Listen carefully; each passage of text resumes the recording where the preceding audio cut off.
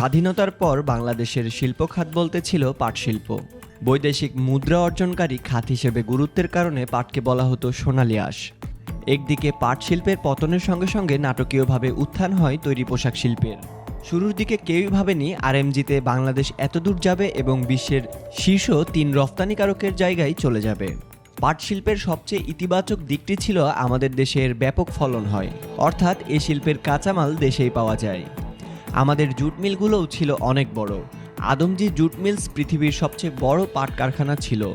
১৯৮০ সাল নাগাদ শতকরা ৭০% রপ্তানি ছিল পাট ও পাটজাত দ্রব্য, কিন্তু ৯০-এর দশক আসতে আসতে সেটা নেমে ৪০% এসে গেল। ৮০-র দশক থেকে তৈরি পোশাক শিল্পের আবির্ভাব হলো।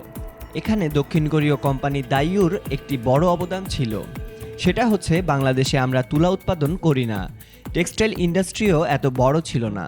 সে সময় বরং ভারত ও পাকিস্তান অনেক এগিয়ে ছিল। সে হিসেবে তাদেরই তো পোশাক শিল্পের রপ্তানিতে বড় হওয়ার কথা। সেখানে দক্ষিণ কোরিয়ার যে কোম্পানি দাইউ গ্রুপ, তারা দেখিয়ে দিল আমরা তৈরি পোশাককে ভালো করতে পারি। আমাদের তখন প্রায় ৪০% পণ্যের ওপর ১০০%-এর বেশি শুল্ক ছিল। ওই অবস্থায় রপ্তানি করা মুশকিল ছিল, কারণ তখন বিশেষ করে পোশাক শিল্পের শতকরা ৯০% কাঁচামাল, কাপড়, ইয়ার্ন ও অ্যাক্সেসরিজ সব আমদানি করতে হতো। কিন্তু সে অবস্থায় আমরা কি করে রফতানি করতে পারলাম, তার প্রধান কারণ হচ্ছে পোশাক শিল্প হচ্ছে শ্রমঘন শিল্প। টেক্সটাইলের প্রক্রিয়ায় যে শেষ ধাপ, সেটা হচ্ছে কাপড় বানানো বা তৈরি করা। সেটি শ্রমঘন শিল্পের অন্তর্ভুক্ত। শ্রমঘন শিল্পে তুলনামূলকভাবে সুবিধাজনক অবস্থানে ছিল বাংলাদেশ। দক্ষিণ কোরীয় কোম্পানি বুঝলো বাংলাদেশে সস্তায় শ্রমিক পাওয়া যাবে। এদিকে ১৯৭৪ সালে মাল্টি ফাইবার অ্যারেঞ্জমেন্ট হলো। উন্নত বিশ্ব অনুভব করলো উন্নয়নশীল বিশ্ব থেকে নিজেদের আমদানি সমন্বয়ের প্রয়োজন রয়েছে। বাংলাদেশের ক্ষেত্রে যেহেতু ইউরোপীয় ইউনিয়ন আমদানি সীমিতকরণ প্রত্যাখ্যান করে রপ্তানি বাড়াতে থাকে, পরে general agreement on tariff and trade Uruguay রাউন্ডে টেক্সটাইল বাণিজ্য বিশ্ব বাণিজ্য সংস্থার এখতিয়ারে আসে।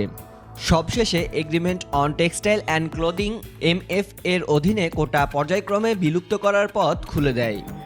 দক্ষিণ কোরিয়া, তাইওয়ান, হংকং, সিঙ্গাপুরের মতো দেশ প্রচুর পোশাক রপ্তানি করত। সে সময় যেসব দেশ রপ্তানি করতে পারছিল না, তাদের কোটা দিল MF এ। একটা বাজারের ব্যবস্থা হলো, কিন্তু রপ্তানি করতে হলে তো প্রস্তুত করতে হবে। সেসব বাজারে প্রতিযোগিতামূলকভাবে রপ্তানি করতে হবে। সেই পথটা দেখালো দক্ষিণ কোরিয়ার দাইউ কোম্পানি। তারা বাংলাদেশকে বোঝালো, তোমরা এত শুল্ক দিয়ে কাঁচামাল আমদানি করে পোশাক শিল্পের রপ্তানি করতে পারবে না। এটাকে যদি ডিউটি ফ্রি বা শুল্কমুক্ত আমদানির ব্যবস্থা করা যায়, তখন ভালো ফল পাওয়ার সম্ভাবনা রয়েছে। এগিয়ে এলেন নুরুল কাদের খান নামে এক জাদ্রেল আমলা। সরকারি চাকরি ছেড়ে তিনি দেশে গার্মেন্টস চালু করলেন। বাংলাদেশ ব্যাংক, রাজস্ব বোর্ড, অর্থ মন্ত্রণালয়ে কথা বলেন। যেহেতু তিনি প্রভাবশালী সিভিল সার্ভিস কর্মকর্তা ছিলেন, তার কথা তারা শুনে ডিউটি ফ্রি আমদানির ব্যবস্থা করেন। সেই ডিউটি ফ্রি আমদানির ব্যবস্থার ফলে আমাদের যে তুলনামূলক সুবিধা, সেটা শ্রমঘন শিল্পে ব্যবহার করতে পারি। এই সুবিধার কারণে ডিউটি ফ্রি কাঁচামাল আমদানির সুযোগ তৈরি হয়। এখন ডিউটি ফ্রি কাঁচামাল আমদানিতে একটা লেভেল প্লেইং ফিল্ড তৈরি হবে। আমাদের কাঁচামাল আমদানিতে ১০০% শুল্ক দিতে হয়, যেখানে অনেক প্রতিদ্বন্দ্বী দেশে শুল্কমুক্ত আমদানির সুবিধা ছিল। এতে প্রতিযোগিতায় টিকে থাকা চ্যালেঞ্জিং ছিল। তখন বাংলাদেশের নীতি নির্ধারকরা ভালো একটা ব্যবস্থা চালু করেছিলেন, ব্যাক টু ব্যাক এলসির ব্যবস্থা। তখন প্রচুর আমদানি করতে হতো। এর মধ্যে শতকরা ৯০% ছিল কাঁচামাল। আমদানির পেমেন্ট রপ্তানি আয়ের মাধ্যমেও করা হতো। তখন খুব কম বিনিয়োগে এই শিল্পগুলো চালু করা যেত। সেটাও বাংলাদেশের জন্য সুবিধা ছিল, কারণ বাংলাদেশে প্রচুর টাকা বিনিয়োগ করার মতো শিল্পপতি অত ছিল না। এভাবেই তৈরি পোশাক শিল্প গড়ে উঠল। ধীরে ধীরে দেখা গেল ২০০০ সালে তৈরি পোশাক খাতে আমাদের রফতানি ৭০% হয়ে গেল। এখন তো ৮২ থেকে ৮৪%। একদিকে পাটে রফতানি কেন্দ্রীভূত ছিল, সেখান থেকে সরে আসা হলো। এখন শিল্পজাতীয় পণ্যে আমরা ভালো অবস্থানে এসেছি। সুতরাং গার্মেন্টের বাইরে অন্যান্য শিল্পকে দাঁড়াতে হলেও বাণিজ্য নীতিতে পরিবর্তন আনতে হবে।